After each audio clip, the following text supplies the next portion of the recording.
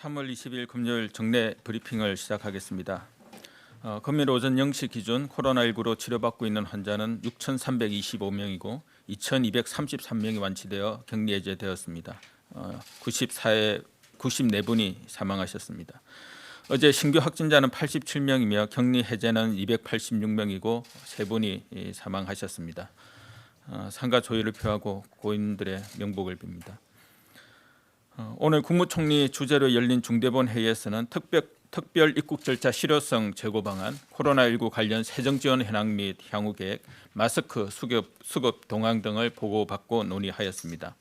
정세균 총리는 유럽 등 해외로부터 재유입이 주요 위험 요인으로 부각되고 있다면서 해외 유입 차단을 위해 필요한 인력과 시설을 즉각 지원할 것을 지시하면서 코로나19로 인한 경제적 충격을 완화하기 위해 가능한 모든 수단과 자원을 동원하여 가감한 지원에 나설 것을 당부하였습니다. 최근 유럽에서 코로나19 유행이 급격하게 확산되고 있습니다. 이에 따라 3월 16일부터 유럽발 입국자 전원에 대하여 특별 입국 절차를 적용하고 자가관리 앱을 통해 입국 후 증상 발생 여부를 관리하고 있으나 입국 단계에서 확진 환자가 증가하고 있어 유럽발 입국자에 대한 검역 강화 대책을 마련하였습니다. 3월 22일 0시부터 유럽발 입국자에 대해서는 입국 후 전원에 대하여 진단검사를 실시하고 특히 장기 체류 목적의 입국에 대해서는 14일간 자가격리 또는 시설격리를 실시하기로 하였습니다. 검역 과정에서 건강상태 질문서, 발열 확인 결과 등을 토대로 유증상자와 무증상자를 구분하고 유증상자는 검역소 격리시설에서 무증상자는 지정된 임시생활시설로 이동하여 진단검사를 실시합니다. 진단검사 결과 양성인 경우 중정도에 따라 병원 또는 생활치료센터로 이송하게 됩니다. 음성인 경우에도 장기체류 외국인과 내국인의 경우에는 14일간 자가격리를 통해 증상 발생 여부를 확인하게 되고 거주지가 없는 경우에는 시설에서 14일간 격리를 하게 됩니다. 단기 체류 외국인은 능동 감시를 강화하여 체류 기간 동안 매일 전화로 증상 여부를 확인합니다. 지난 일주일간 유럽에서 입국한 외국인 중 3분의 2, 67%는 장기 체류 목적이었고 나머지 3분의 1은 공무, 투자, 취재 등의 단기 방문 목적이었습니다. 18일 기준으로 유럽에서 입국한 전체 입국자 중에서 내국인이 90%, 외국인이 10% 정도를 차지하고 있습니다. 이러한 검역 강화 조치는 행안부, 국방부 등 관계부처와 함께 인력 배치, 격리시설 확충 등의 준비를 거쳐 이번 주 일요일인 22일 0시부터 적용할 예정입니다. 근본 조치는 유럽에서 코로나19가 급속도로 확산되는 가운데 유럽 입국자 중 코로나19로 확진되는 환자가 증가하고 있다는 점을 고려하여 실시된 조치로서 일정 기간 동안 유지할 예정입니다. 정부는 해외로부터 코로나19 추가 유입을 막기 위해 해외의 코로나19 확산세를 예의주시하고 있으며 이 외에 해외 입국에 대해서도 필요시 추가적인 검역 조치를 신속하게 마련하겠습니다.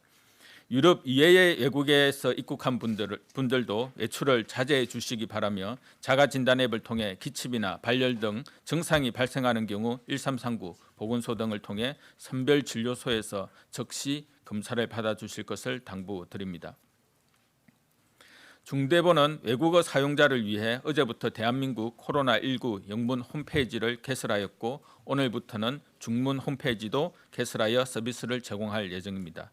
코로나19 발생 현황과 방역 체계, 환자 치료 등에 대한 주요 정보를 제공하고 일상에서 지켜야 할 생활수칙이나 국민안심병원 이용 방법 등을 제공하고 있으니 외국인의 경우에도 적극 활용하도록 알려주시기 바랍니다. 더불어 매일 오전 11시, 오후 2시에 진행하는 정부 정례 브리핑도 영어 동시 통역으로 시청할 수 있으니 코로나19 홈페이지와 다양한 매체를 통해 확인해 주시기 바랍니다. 어르신 등 감염에 취약한 분들이 많은 요양병원과 요양원의 방역관리 강화 방안에 대해 설명드리겠습니다. 요양병원이나 요양원에 계신 분들은 대부분 기저질환을 갖고 계시고 고령이라는 특성이 있어 감염이 발생할 경우 중증 환자나 사망자가 발생할 우려가 크기 때문에 정부도 경각심을 갖고 대응하고 있습니다. 현재 요양병원, 요양원의 경우 면회를 제한하고 화상 면회나 별도 공간에서의 면회만 허용하고 있고 모든 외부인의 출입 시 발열 검사와 마스크 착용을 의무화하도록 지침을 시행하고 있습니다. 이와 함께 종사자 간병인에 대해 매일 발열 체크를 하고 유증상자의 경우 즉시 업무에서 배제하고 진단 검사를 받도록 하고 있습니다. 요양원은 지금까지 3단계에 걸쳐 현장 조사를 실시하였고 요양병원도 2차례 전수 점검과 함께 원인 불명 폐렴 환자에 대해서는 전수 진단 검사를 시행하는 방역 조치를 추진해 왔습니다. 다만 아직도 산발적으로 요양병원이나 요양원에서 환자들이 발생하고 있어 좀 더 강도 높게 감염 예방 지침을 시행할 필요가 있습니다.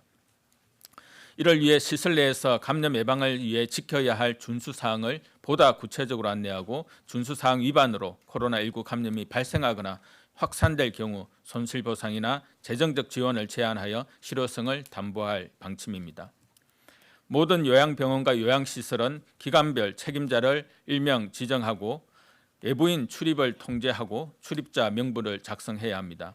또한 종사자를 포함한 기관 내 모든 사람에 대해 발열, 기침 등 의심 증상 여부를 매일 확인하여 보고하고 의심 증상이 있는 종사자는 즉시 업무에 배제하여야 합니다.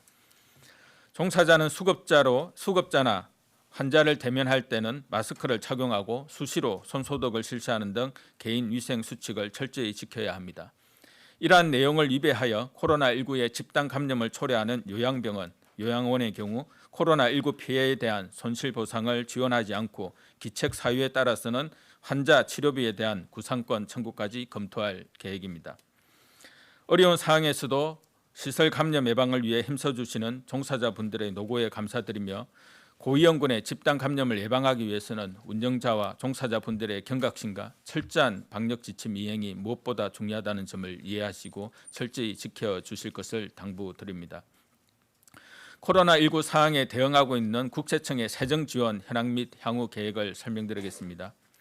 국세청은 국민과 납세자가 코로나19로 인한 어려움을 조속히 극복할 수 있도록 납기 연장, 징수유예를 확대하고 피해를 입은 납세자에 대한 세무조사를 전면 유예하는 등 전방위적인 세정지원 대책을 마련하여 추진하고 있습니다. 특히 특별재난지역으로 선포된 대구 및 경산, 청도, 봉화 지역에 대해서는 신고 납부 기간을 1개월 직권 연장하는 등으로 세정 지원을 더욱 확대하고 있습니다. 아울러 코로나19 상황이 장기화되는 경우에 종합소득세 신고 기한의 직권 연장 방안도 적극 검토할 예정이고 납세자가 본연의 경제활동에 전념하여 위기를 조속히 극복할 수 있도록 지속적으로 노력하겠습니다. 국내에서 코로나19의 산발적 집단 감염이 계속 발생하고 있고 국외에서도 확산세가 계속되고 있습니다. 외국과 비교할 때 상대적으로 우리나라의 확진자 수가 적어 보일 수 있지만 우리나라도 안심할 사항이라고는 할 수 없습니다. 전 세계적으로 유행이 급속도로 진행되고 있고 우리나라의 경우도 역학적 인과관계를 알 수 없는 지역사회 감염이 산발적으로 반복해서 나타나고 있습니다. 상당한 기간 동안 코로나19의 유행과 확산은 계속될 가능성이 크고 힘들고 어렵더라도 우리는 백신이나 치료제가 개발될 때까지 코로나19의 확산을 저지하고 피해를 최소화하는 노력을 계속할 수밖에 없습니다. 특히 코로나19는 증상이 미약한 초기부터 감염력이 강하고 빠른 전파 속도의 특성이 있어 세계 각국에서 감염 차단에 어려움을 겪고 있습니다. 방역 당국이 입국 검역을 강화하고 역학조사를 통해 접촉자를 격리하고 다수의 의심자를 계속 검사하는 등 방역 노력을 강화하고 있으나 국민 여러분의 참여가 없다면 코로나19의 확산을 저지하기 어렵다는 점도 함께 이해해 주시기 바랍니다. 손 씻기, 기침 예절, 사회적 거리 두기와 같은 국민 개개인의 방역 노력이 매우 중요합니다. 이러한 노력이 장기간 필요한 점을 이해하고 나와 우리 주변의 방역 노력이 일상화되도록 일상생활 속의 방역을 강화할 필요가 있습니다. 특히 몸이 아픈 분들이 이를 참고 출근하는 것은 이제는 미덕이 아닙니다. 지금은 몸이 안 좋은 경우 나와 주변의 모두를 위해 집에서 3, 4일 정도 휴식을 취하는 것이 미덕이고 이러한 결정이 존중되는 사회가 되어야 합니다. 내일부터 다시 주말입니다. 날씨도 좋아지고 있고 야외 활동을 참고 계신 많은 분들이 답답해 하실 것입니다.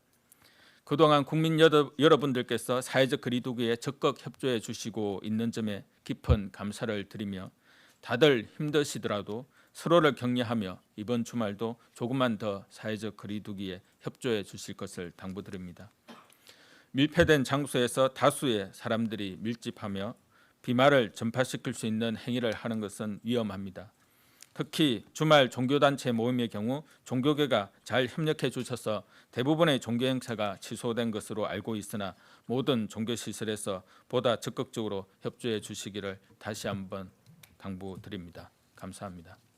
네, 지금부터 질의응답 시간을 가지겠습니다. 배석자분들은 단상 위로 올라와 주시기 바랍니다. 먼저 14시에 종합방역대책본부 브리핑이 예정돼 있으니 관련 질의는 해당 브리핑 때 질문해 주시기 바랍니다. 이에 앞서 식약처에서는 마스크 관련 브리핑을 1시 30분에 진행합니다. 구체적인 통계 등에 대한 문의는 언론 대응팀으로 부탁드립니다. 질문은 세종에서 먼저 받도록 하겠습니다. 질문하실 기자분은 손을 들어주시고 제가 지목하면 소속과 성함을 말씀하시고 질문해 주시고 답변하시는 분들도 답변 전에 소속과 성함을 말씀해 주시기 바랍니다.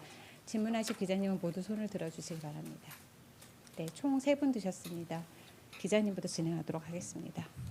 네, JTBC 배양진입니다. 요양원 같은 경우에는 감염관리상의 애로사항을 검토해서 해소하겠다고도 하셨는데 이 감염관리상의 요양병원이나 요양원이 겪고 있는 감염관리상의 애로사항이라는 게 무엇인지 조금 구체적으로 설명해 주시고 어떤 게 해결책이 될 수 있을지 부탁을 좀 드리고요. 그리고 유럽발 입국자는 이제 외국인도 음성이 나오더라도 격리 대상이 되는데 시설은 예를 들어서 어느 곳으로 가게 되는지 좀 결정된 것들이 있는지 관리 방안이 나와 있는 게 있으면 구체적으로 조금 풀어주시면 감사하겠고요. 마지막으로 하나만 질문을 더 드리면요. 그 의료 현장에서 특히 의사협회에서 그 코로나19 환자에 대한 임상 정보가 제대로 공유되지 않아서 진료에 어려움을 겪는 경우가 있다는 주장을 하고 있는데 이게 정부가 임상 정보를 가지고 있는데 안 준다고 생각을 해야 하는 건지 좀 여쭙겠습니다. 네, 3가지 질문을 주셨는데요. 요양병원이나 요양원 등 관리상의 어려운 부분은 지금 현재 대부분의 요양병원이나 요양원에서는 저희 이 방대본 그리고 중수본에서 내린 지침에 따라서 잘 운영을 하고 있다고 판단을 합니다. 다만 가장 이제 어려운 점은 거기에 입소해 계시나 입원해 계시는 분들이 거의 다 기저질환자이고 고령자입니다.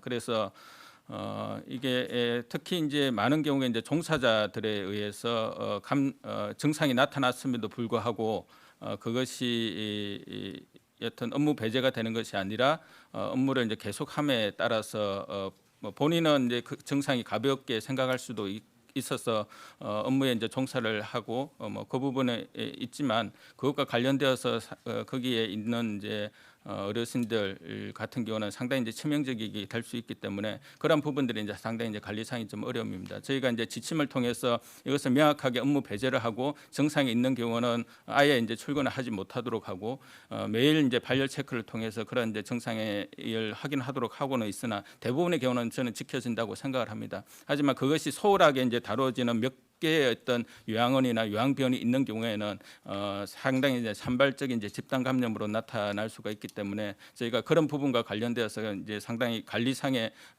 아마 조금 더 이제 강화를 할 필요가 있다라고 이제 판단이 들었고 그것과 관련되어서 이번에는 그러한 사항들이 지켜지지 않을 경우에는 조금 불이익을 주는 법적인 조치들을 좀 같이 이제 적용을 하겠다라는 그러한 내용으로 이해를 해주시면 되겠습니다.